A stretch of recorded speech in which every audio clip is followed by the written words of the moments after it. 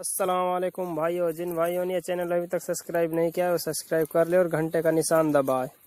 Lui doit être à la fois sur ses gardes et sur le dos de ses biches. Si l'une d'elles est en chaleur, il s'empresse de l'honorer car elles ne sont sexuellement réceptives que 36 heures par an. Le premier challenger a sauté le pas, aussitôt contré par le grand cerf.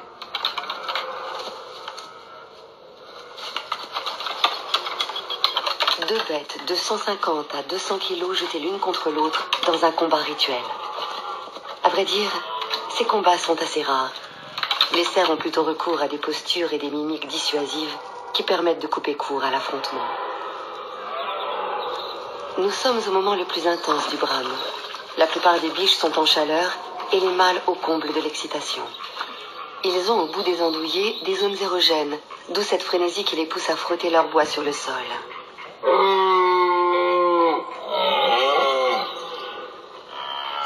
Notre grand cerf, vainqueur d'un premier combat, continue à dissuader ses adversaires d'approcher. Les biches, elles, s'esquiveraient volontiers pour échapper à toute cette pression. Un des deux prétendants va en profiter pour tenter d'en approcher une.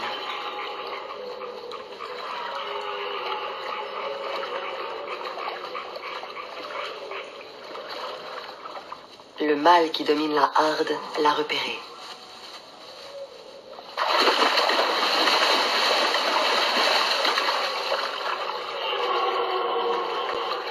S'ensuit un petit jeu de cache-cache entre les biches qui veulent rentrer dans la forêt et le cerf, bien décidé à les faire revenir sur la place de brame.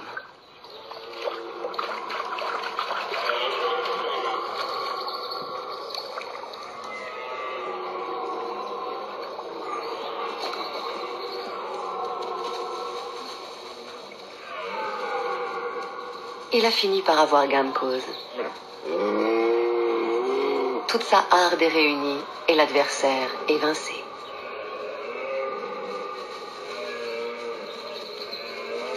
La tension ambiante excite aussi les fans. À 4 ou 5 mois, ils ne pensent qu'à jouer. Et c'est une aubaine que de pouvoir le faire dans ces grands espaces.